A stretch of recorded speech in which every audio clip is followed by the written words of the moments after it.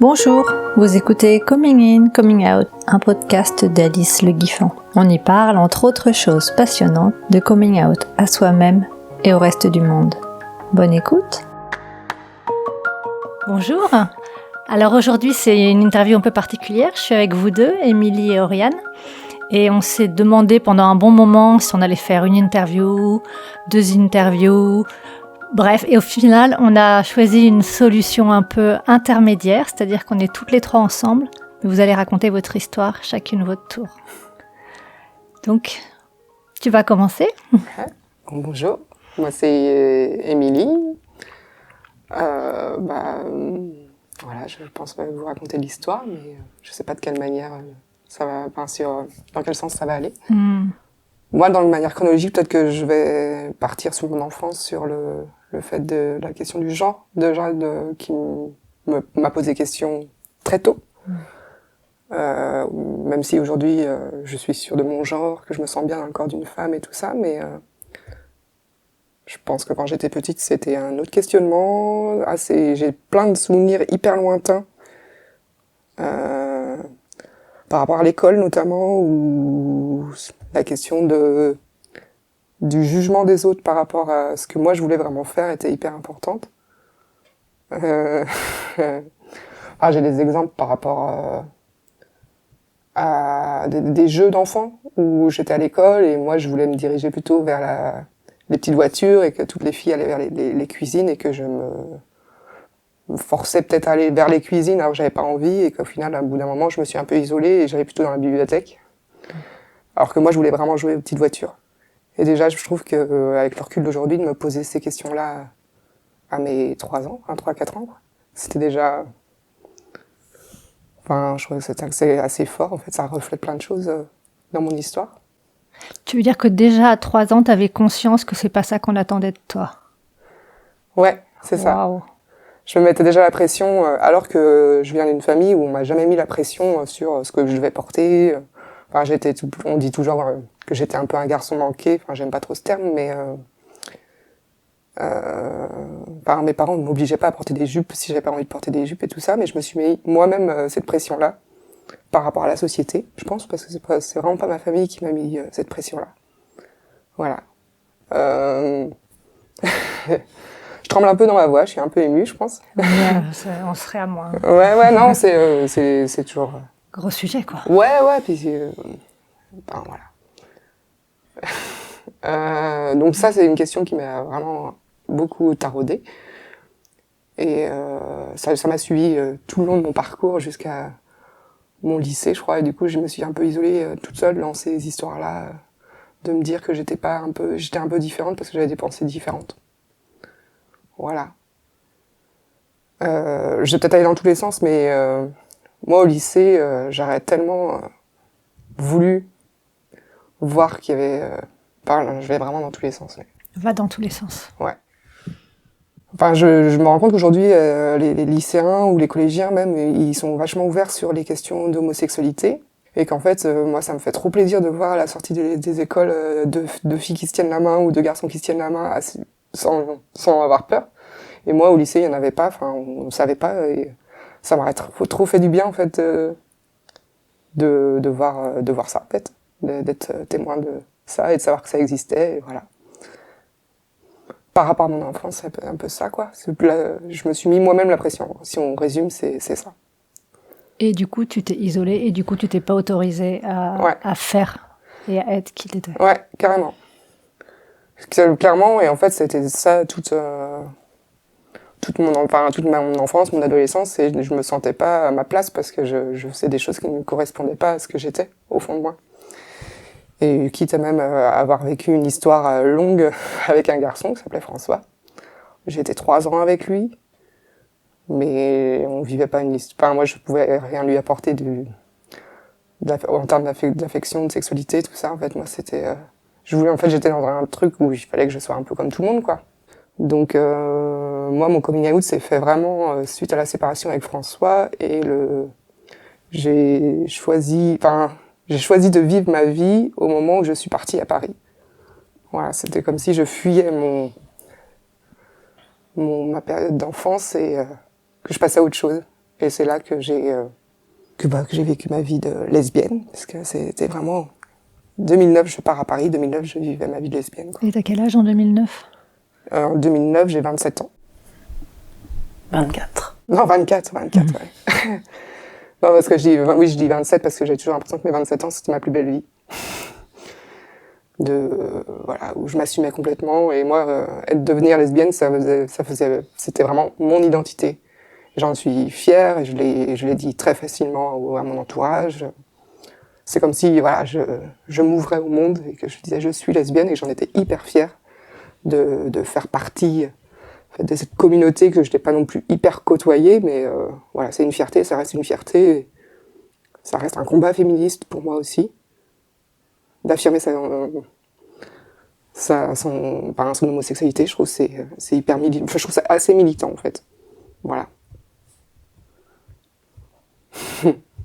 Carrément. T'es OK pour reprendre un peu, parce que, voilà, moi je vois bien, toute petite, 3 ans, tu joues pas aux petites voitures. Je m'empêche. Oui, Ouais. t'as envie, mais tu le fais pas.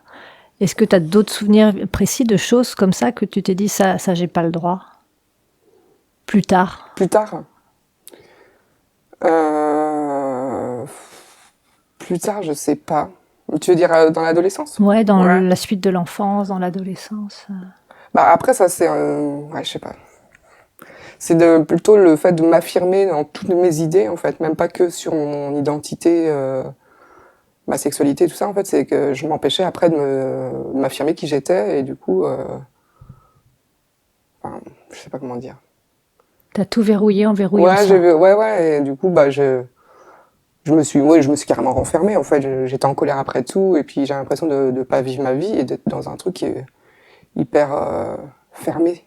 Ouais, enfin c'était comme si j'étais enfermée dans une prison qui était plutôt bienveillante. Hein. J'avais plein d'amis qui ont... Enfin, voilà, je vivais dans un petit village, une famille soutenante, hein, voilà, des amis cool avec qui j'ai fait la fête, mais c'était pas ma vie en fait. Je savais que c'était pas ma vie. Voilà. Mais pour répondre à ta question, parce que je suis allée partir complètement ailleurs, mais de situations où je me suis empêchée, je sais pas. J'arrive pas à... En tout cas, j'avais vraiment plein de situations où je me jugeais de jouer qu'avec des garçons, où je me disais c'est pas bien, qu'est-ce qu'on va dire de moi en fait. J'avais honte du regard des adultes en fait, sur moi.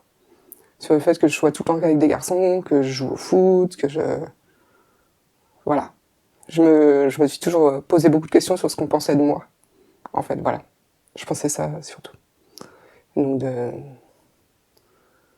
en réfléchissant, je pense que le regard des autres est très important. Sur moi, mais je pense que tout le monde, on est toujours très... Enfin, on peut toujours... je sais pas. Parce que tu as commencé l'interview en parlant d'identité de genre. Est-ce que du coup, pour toi, c'était comment est-ce que je peux être une fille alors que je fais des trucs qui sont considérés comme des garçons? Ou est-ce que tu es allé jusqu'à te poser la question, est-ce que je suis vraiment une fille? Enfin, comment ça s'est posé pour toi? Si tu as envie d'en parler. Ouais. Bah, moi, je pense vraiment, j'ai une période, je sais pas, vers mes 6-7 ans, où j'aurais vraiment aimé être un garçon. Je trouvais ça vachement plus cool. Je trouvais qu'ils étaient peinards, qu'ils étaient vachement plus libres, en fait. Et quand tu y repenses, je sais pas, c'était c'était bien vu, en fait, parce que, avec le regard qu'on a aujourd'hui, on sait qu'ils sont beaucoup plus libres que nous, on leur laisse des libertés que nous n'avons pas, peut-être. Mais ouais, bah en fait après, je sais plus quelle était ta question, mais c'est en quels termes tu t'es posé ces questions depuis ton cerveau d'enfant puis d'ado. Enfin, est-ce que tu t'es demandé si ton comportement il n'était pas adéquat parce que tu étais une fille, ou est-ce que oui, tu t'es dit que tu n'avais pas eu le bon genre, à quoi ça ressemblait tes pensées si tu t'en souviens?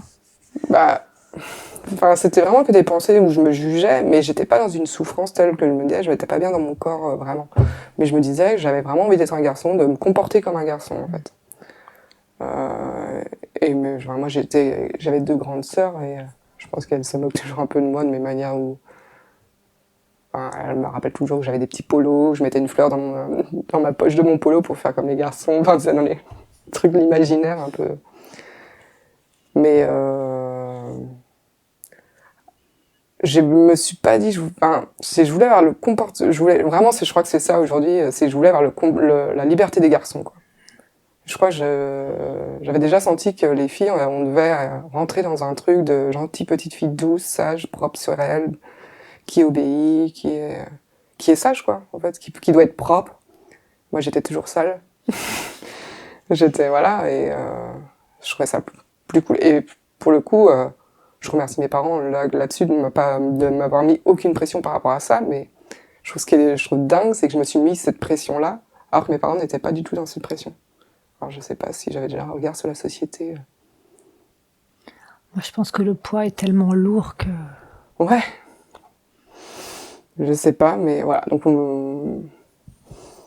ces situations-là, quoi. Et après, maintenant, voilà, j'ai 37 ans, je suis carrément fière d'être une femme, quoi. Même si, sur mon allure vestimentaire ne revendique pas le stéréotype de la femme qu'on peut entendre par ce qu'on peut entendre, quoi. Mais dans aucun cas, je remets en cause mon genre, en fait. Je suis carrément fière. Et voilà. Et du coup, ça a eu un impact sur aussi mon orientation sexuelle, toutes ces questions-là. Voilà. Après, je sais pas. Moi, en fait, ça a été quand je dis en 2009, c'est aussi sur mon style, par exemple, sur nos styles vestimentaires, j'étais carrément fière de pouvoir montrer mon côté androgyne, tu vois. J'ai un peu cultivé mon look. Je sais pas, c'est des périodes où on se lâche un peu. C'est pas la crise de la quarantaine, c'est la crise de presque la trentaine. Et voilà, j'étais fière de dire que je suis une femme et pour autant j'ai déjà d'autres codes et voilà.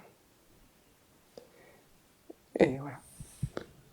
Donc ça, t'as été tranquille avec ça, avec le fait d'être cette femme-là, vers la vingtaine, vers la trentaine? 25, 26 ans, ouais, quoi, c'est ça. Voilà, en fait, comment dire, je pense que à mes 20 ans, quand j'étais notamment avec François et ce groupe d'amis, c'est que j'avais peur de rentrer dans un schéma qui ne me convenait pas et que je voyais trop un schéma hyper hétéronormé, en fait, de la vie que j'allais avoir si je continuais comme ça, en fait. Et du coup, je me suis carrément renfermée, j'étais un peu ronchon, je pense. Un peu en colère. Et ouais, je sais pas. Je trouve plus trop mes mots. Je suis désolée. Faut pas. Ça va un peu dans tous les sens, carrément, même, mais je crois que voilà, j'ai eu des étapes dans ma vie. Il y a eu l'étape de mon enfance où je me questionnais sur qu'est-ce qu'être une fille et qu'est-ce que doit être une fille. Et après, la question de surtout mon orientation sexuelle et mes attirances vis-à-vis des personnes du même sexe que moi. Ça, cette question, elle s'est posée que quand t'étais avec François, du coup? Non, ça, je pense que c'est des questions que je me suis toujours posées, tu vois, je pense qu'il y a plein de lesbiennes aujourd'hui qui se rendent compte qui ont le même sentiment que, voilà, vous pouvez trouver des actrices qu'on voyait à la télé très jolies et qu'en fait, on les trouvait vraiment très jolies et qu'on se disait, quand même, c'est un peu bizarre d'avoir autant cette attirance pour... moi, à l'époque, c'était Charlotte Gainsbourg où j'étais trop fan, quoi. Je me disais, mais elle est trop... vraiment... et je me disais, c'est pas trop normal, je pense qu'il y a un petit souci. Voilà. Mais... Et Charlotte Gainsbourg, du coup, t'es au collège à ce moment-là? T'es au lycée? Bon, au collège, même avant le collège, hein, je crois que c'est... Mais voilà, enfin... je crois qu'en fait, le moteur, c'est quand t'arrives à affirmer cette différence que t'as et à en être fier, en fait, d'être différent des autres et presque t'as envie de le crier sur les toits, en fait, Ça, c'est un peu comme quand t'es ado et que tu veux montrer ton style, quoi. Tu dis, je suis punk, et voilà, je vous montre que je suis punk, je le montre dans mes vêtements, je le montre dans ce que j'écoute, je vous impose un peu ce que je suis, quoi. Et, en fait, ça libère, en fait, c'est trouver son identité, quoi. Je peux continuer à te poser des questions? Ouais, vas-y, parce que... Du coup, t'es avec François, tu te poses des questions sur l'identité de genre, c'est réglé à peu près, de ce que j'ai compris à ce c'est à ce moment-là. moment-là, ouais. C'est juste là que ça commence à titiller les questions d'hétéronormes. C'est clair. Et du coup, par quel processus tu passes? Enfin, est-ce que tu te souviens à quoi tu penses? Comment tu t'imagines? Enfin, j'entends, tu dis que t'as vraiment peur de rester enfermé dans ce schéma-là. Et qu'est-ce qui se passe? Ouais. Déjà, dans la question de la sexualité en elle-même, moi, ça me faisait très peur d'avoir une sexualité avec un garçon. C'était vraiment, ça m'effrayait. Et du coup, je m'étais même presque persuadée que, en fait, j'avais pas envie de sexe avec quelqu'un, qui que ce soit, et que c'était juste comme ça. J'étais un peu asexuée, quoi, et que... Qu'est-ce qui se passe dans cette période-là? En fait, je suis complètement perdue, hein, je pense vraiment... Je suis avec quelqu'un qui est adorable, hein, qui est hyper gentil, mais que je rends triste, que je rends malheureux, donc du coup, je m'en veux, enfin, du coup, je suis dans la grosse culpabilité. Je rentre dans un schéma où je présente cette personne à ma famille, qui adore cette personne, voilà, on rentre dans le truc où on va manger chez les parents le dimanche midi, enfin, voilà, c'est... Quand j'y pense, c'est horrible pour moi de penser à ce truc-là, enfin... Ouais, on fait les fêtes de Noël ensemble, dans nos familles respectives et tout ça, que je fais aujourd'hui avec ma compagne, hein, mais je sais pas, là, j'avais vraiment l'impression, je crois, de me soumettre à quelque chose qui était pas... puis alors que c'était pas du tout... François n'est pas une personne vraiment qui est pas du tout dominant et qui a toujours été dans le respect et tout ça, mais vraiment de me soumettre à pas un homme, mais à une vie d'hétéro, quoi. Et ça je crois que c'est ma grosse colère, quoi. Enfin... Ouais, c'est ça ce qui se passe. Je crois que j'avais l'impression de me soumettre et c'est marrant, hein, ça va paraître peut-être ridicule, mais dès que je me suis séparée de François, tout de suite je suis allée sur alors que je réfléchissais pas vraiment à ma sexualité, hein, je me disais pas je suis peut-être lesbienne et tout ça, mais tout de suite je suis allée sur des sites de rencontres entre femmes, je regardais des séries lesbiennes, voilà, et c'est comme si en fait, moi, The L Word, ça a été... c'est con, mais ça m'a vachement aidé, en fait. Et la représentation de la lesbienne dans les médias aussi, c'est hyper important. Enfin, moi, d'ailleurs, le podcast que tu fais peut être hyper important, justement, pour des personnes qui sont dans les questionnements. Je trouve que c'est hyper intéressant. Et, enfin...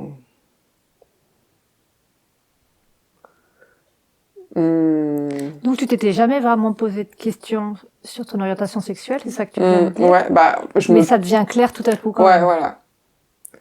Et en fait, j'ai rencontré plusieurs personnes. Donc à ce moment-là, donc je me sépare de François, je finis mes études, et je pars à Paris.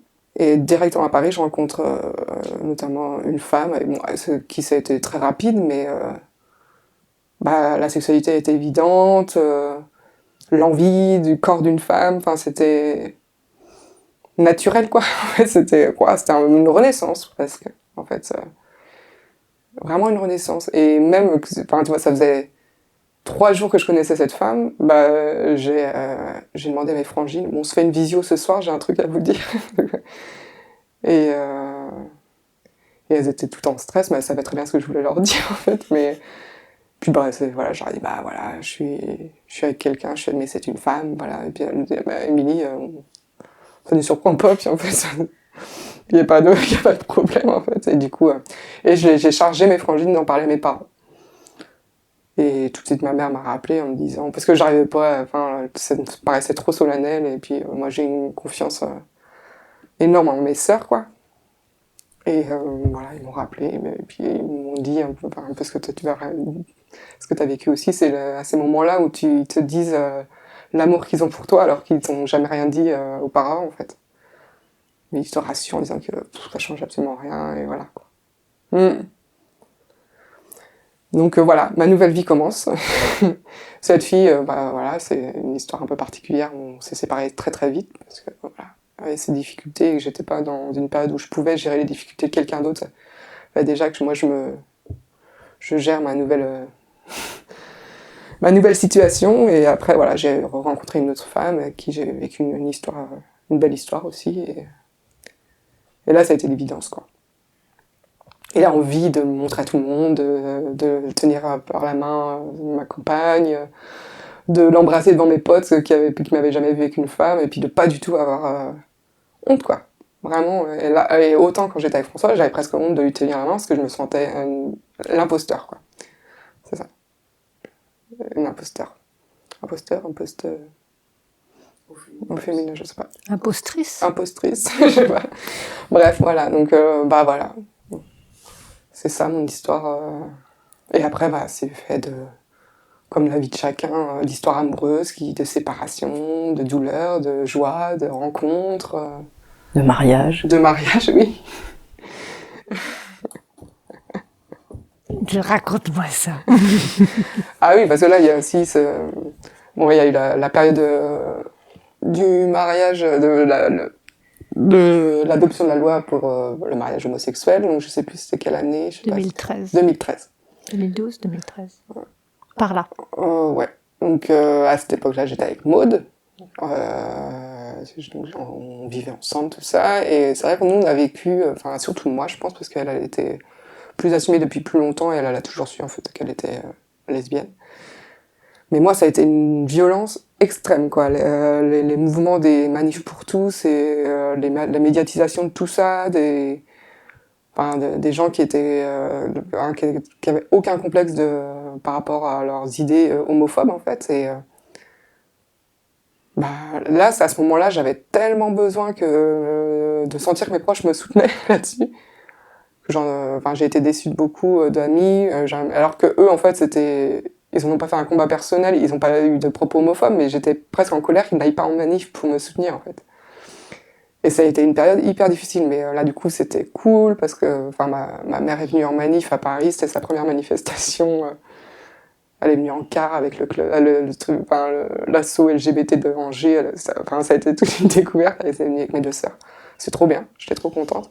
Donc j'avais le soutien de ma famille. Et en fait, avec Maud, on était bien à ce moment-là. Et on s'est dit...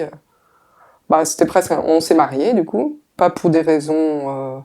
moi, je m'étais jamais dit que j'allais me marier. Mais c'était pour un peu militant aussi, de se dire, on l'a obtenu, on va leur montrer aussi que... voilà, on y va, quoi. Et voilà, donc on s'est mariés. Très belle fête. Voilà, ça nous ressemblait très bien. Et on est restés mariés 1 an. Puisque au bout d'1 an, on avait décidé de revenir sur Rennes. Et moi, je suis arrivée à Rennes un peu plus tôt. J'ai rencontré Oriane dans le cadre de mon travail. Et on s'est liés d'amitié et tout ça. Et au bout d'un moment, voilà, ça a un peu dévié. Et puis on est tombés amoureuses. Et puis après, il y a un timing un peu plus long que ça. Mais bon, après, moi, du coup, ça n'allait plus avec Maud. Et on a mis fin à notre histoire. Et du coup, après, quelque temps après, moi, j'ai commencé à vivre mon histoire avec Oriane. Voilà. À Rennes, et c'est ma nouvelle vie d'aujourd'hui. Mais voilà. Donc je vis une vie assez banale pour le coup, de tout coup de personnes qui fait des rencontres, des séparations, des choix de vie, qui se séparent, voilà, des moments plus difficiles que d'autres. Et qui fait des Noëls avec et qui la fait belle Noël famille, toujours avec les belles familles. Mais pas des repas le dimanche midi. Mais pas de repas le dimanche midi. Mais si on était plus proche de la famille, on pourrait le faire, les repas le dimanche midi, mais...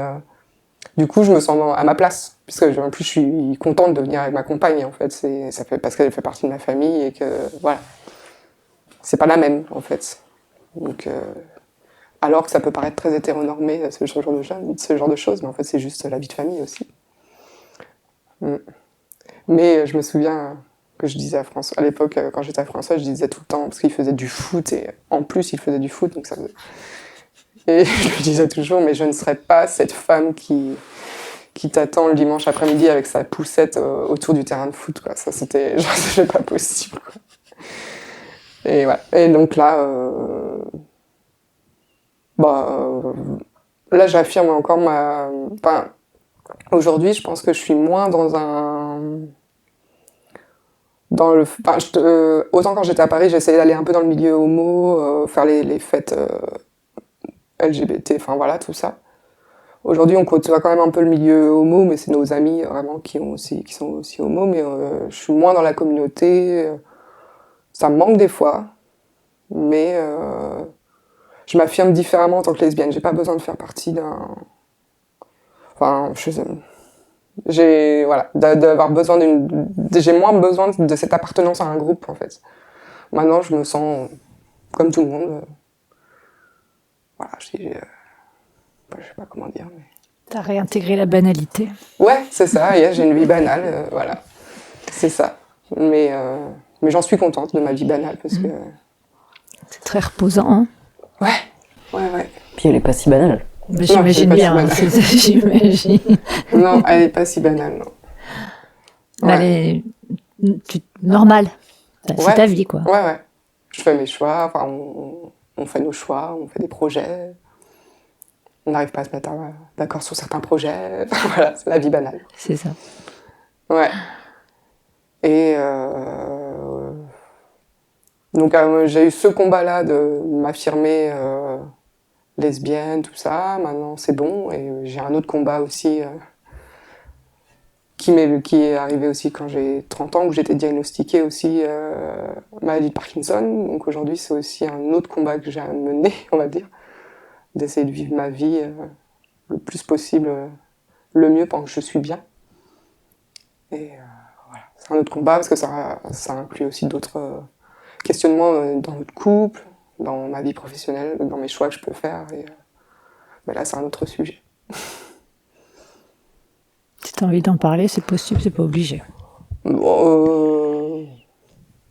Ça fait partie de mes petites particularités, dont maintenant je suis presque fière de me dire, voilà, c'est mes petites originalités, je suis lesbienne parkinsonienne, et voilà, je me marre avec ça aussi. J'aime bien. Voilà. Et après, c'est vrai que j'ai pas raconté ton histoire avec Oriane, mais parce que peut-être qu'Oriane va plus raconter notre histoire, puisque c'est un autre parcours par rapport à... Enfin, je sais pas. Moi, j'ai raconté un peu l'avant Oriane, et Oriane racontera peut-être du coup ce qu'on ressent. Sauf si t'as envie de dire ton point de vue, parce que le sien est forcément différent du tien. Et puis je vais pas publier les deux interviews en même temps. Ouais. Oui, parce que Oriane, avant d'être avec moi, vivait en couple, a vécu en couple a vécu des histoires avec des hommes, même si elle a eu des petites histoires avec des femmes, mais vraiment sa sexualité, pour elle était hétérosexuelle. Donc, moi, je pense que c'est qu'elle est tombée amoureuse de moi, pas parce que je suis une femme, mais parce que je suis moi, Émilie. Et du coup, moi, ça aussi, ça a peut-être, je sais pas. C'était différent parce que moi j'ai toujours, de mes autres histoires, parce que moi mes longues histoires ont été avec des femmes qui ont toujours été avec que des femmes, qui n'ont même pas eu un passé hétérosexuel. Donc là c'était un peu nouveau pour moi. Peut-être en termes de, c'est con parce que du coup je me soumets aussi, tu vois, je me ressoumets. Une question de manque de confiance en moi par rapport du coup à ce truc-là, de me dire. Est-ce que je pourrais lui apporter, est-ce que peut lui apporter un homme, alors que je peux lui apporter beaucoup mieux qu'un homme, mais je sais pas, un côté où je me dis, enfin voilà, je sais pas. C'est toutes ces, c'est ces questionnements-là que j'ai eu par rapport à pourquoi elle était attirée par les hommes. Tu vois, ça a été... Et par ces hommes en particulier? Par ces hommes. Non, pas ces hommes. Pas, voilà, je connais pas tous ses ex, et je suis amie avec un de ses ex et que ça se passe très bien, donc je ne suis pas dans ces questionnements-là par rapport à lui, mais sur d'autres histoires, je suis surprise. Et je suis jugeante, je pense, sur que je ne l'aurais peut-être pas été si c'était des femmes. Parce qu'il me renvoie à ce que je ne suis pas. Peut-être, je sais pas. Quelque chose comme ça.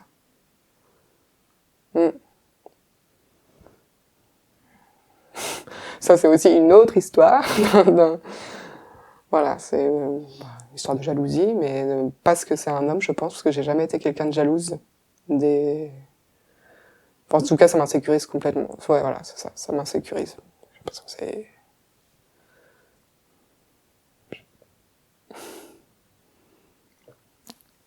Je sais pas comment dire les choses. J'ai rencontré beaucoup d'hommes ou de femmes qui sont très insécurisés si leur partenaire a des relations avec des gens, enfin, des deux genres. Et ça m'a toujours beaucoup questionnée. Mais du coup, c'est ça que tu es en train de dire, toi, que c'est parce qu'elle a été avec des hommes et qu'elle peut être attirée par un homme. Ouais.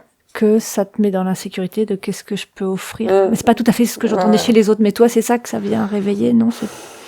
Bah, je sais pas. J'ai l'impression, c'est que j'ai tellement été fière, moi, de m'affirmer en tant que lesbienne, que presque des fois, je me dis que j'attendais peut-être d'Oriane qu'elle soit affirmée en tant que lesbienne, alors que je peux pas lui demander ça.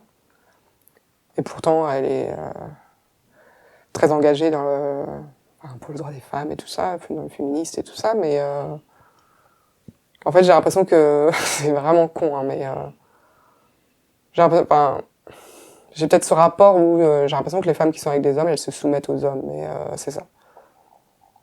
Et ça m'embête. Ça me rend triste, en fait.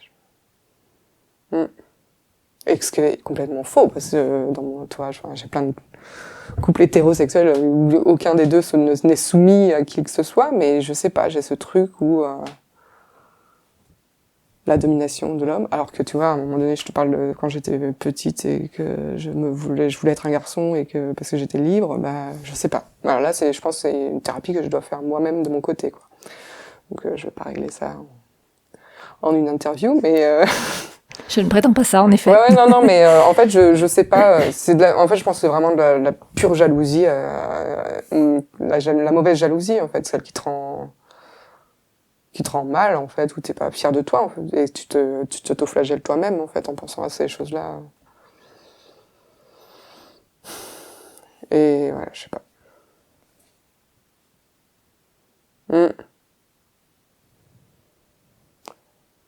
Je sais pas si c'est facile pour Oriane d'entendre ça. Je sais pas. J'entends, je découvre pas en tout cas. Oui, tu découvres pas. Voilà. Merci. J'ai à peu près 15 000 questions. Est-ce que... Bah vas-y. Ouais. Si ça peut être intéressant pour toi. Bah moi tout m'intéresse. Après, je sais pas ce qui intéresse les autres. Du coup, je pose les questions qui m'intéressent moi. Quand tu croises une nouvelle personne, milieu professionnel, milieu amical, est-ce que c'est important pour toi de lui faire savoir d'une façon ou d'une autre, plus ou moins rapidement, que t'es lesbienne? Ah oui, carrément. Et ou parkinsonienne. Ouais. Pour le... Bah en fait, ouais, carrément. Les deux, en fait. Ouais, assez vite. Quand je rencontre des gens, je vais te dire ma compagne et tout ça. En fait, je suis carrément... Puis ouais, je veux le dire, en effet. Même pareil pour la maladie, en fait. Comme si je me justifiais aussi peut-être de comportement ou de manière ou non, enfin, que je confirme ce que je peux montrer en moi. Enfin, voilà, j'ai un look hyper féminin, bah voilà, je suis comme ça parce que je suis lesbienne aussi, pas parce que, mais voilà, je confirme ce que je suis. Et Parkinson, c'est pareil, je peux avoir des gestes un peu saccadés ou bafouillés, bah, c'est aussi parce que je me justifie un peu. Mais c'est hyper important pour moi, oui, de dire. Et je trouve ça hyper important de le faire, d'affirmer. C'est une façon de militer? Ouais, carrément. Et du coup, tu le fais depuis le début? Ouais. Direct, ça a été... je l'ai affirmé direct, ouais. Parce que c'était vraiment... Voilà, c'était évident. C'est moi, donc je vois pas... Là, je peux plus me mentir, en fait. Donc, je vois pas pourquoi je mettrais ça. Après, dans le plus, je travaille dans le social. J'ai travaillé dans le social, maintenant j'ai arrêté, mais... Par contre, je travaille avec le public migrant, et là, Des fois, ils me posaient des questions un peu plus personnelles, et là, du coup, j'étais un peu plus vague, parce que des fois, dans les différences de culture, enfin, j'ai toujours peur que ça puisse un peu fausser la relation professionnelle. Ce qui est dommage, d'ailleurs, parce que il faudrait affirmer aussi son homosexualité à des gens qui ont fui un pays où il y a des discriminations importantes liées à l'homophobie, et qui, du coup, m'ont montré aussi que, là, ils arrivent en France, qu'il y a des droits, que tout le monde a les mêmes droits, et qu'il y a normalement pas trop de discrimination pour... Mais voilà, c'est juste auprès du public que j'ai accompagné, même quand j'étais dans le handicap, je le disais pas non plus. C'est tout, mais je sais pas pourquoi d'ailleurs je le disais pas. J'arrive pas à... Oriane, ça, tu pourras en parler aussi, toi, mais tu as vécu les mêmes choses. Mais par contre, les collègues, tout ça... Et t'as eu des réactions désagréables ou ça s'est toujours bien passé? Ça s'est toujours bien passé. J'ai eu très peu de propos homophobes ou des choses comme ça. Enfin, des remarques dans la rue, des fois reloues, mais de gars qui sont, quand tu marches dans la rue avec ta compagne et qui te proposent un plan à trois. C'est pas... Voilà. Mais autrement, j'ai jamais eu de... Je pense pas. T'as jamais été témoin de ça? Toutes les deux, non? Non. Une fois à la plage. Une fois à la plage.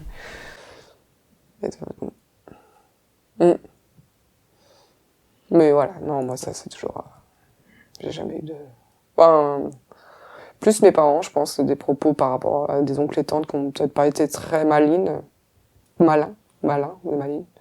qui eux ont du coup dû justifier des choses, mais moi j'étais pas là.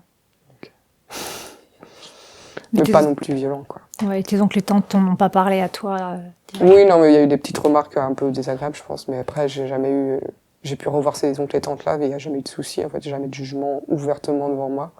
Puis, en même temps, ça m'importe peu, moi, maintenant, j'ai mon petit cocon, ma famille proche, mes parents, mes frangines, Oriane, la famille d'Oriane aussi, font partie de mes amis, voilà. C'est ma petite famille, ça, maintenant. Et je pose toujours les mêmes questions, à la fin c'est toujours les mêmes choses qui m'intéressent. Tout à l'heure tu as parlé d'avoir plongé dans les séries, dans la culture queer, et tu as nommé The L Word. Est-ce qu'il y a d'autres choses qui ont été vraiment nourrissantes et importantes? La musique, carrément la musique. Fais-moi découvrir des nouvelles choses. Je pense que je vais pas te faire découvrir de nouvelles choses parce que c'est hyper connu. Enfin, moi, Mansfieldia, par exemple, ça a été pareil, hyper important pour moi. Enfin, je suis arrivée à Paris, c'était en 2009, je les ai vus en concert, je me suis dit, waouh, c'est trop bien. Enfin, c'est vrai, pour moi, c'était la culture queer par excellence, quoi. Puis, moi, j'adore la musique, hein, je joue pas d'instrument, mais j'écoute beaucoup de musique et ça fait partie d'une musicienne, enfin, c'est une musicienne, voilà, qui fait partie de ma culture, en fait, homo. Et d'ailleurs, pour la petite blague, enfin c'est pas une petite blague, c'est que à ce concert-là de Mansfieldia, on y est allé il y a pas longtemps, et il y avait ce fameux garçon qui était Oriane, que je ne supporte pas, qui était là, et j'ai l'impression qu'il était dans mon univers et qu'il avait rien à faire là, quoi. Voilà. Et là, j'étais très en colère, ça m'a énervé, ça m'a pourri le concert, alors que j'avais très envie de les voir.